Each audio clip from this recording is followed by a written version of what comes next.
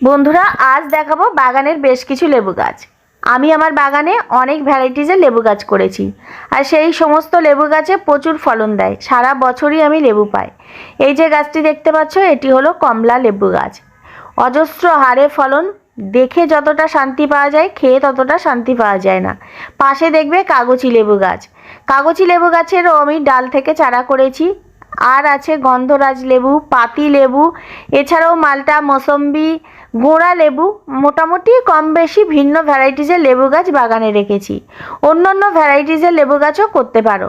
বাগানে সব থেকে সহজে এই লেবু গাছ করা যায়।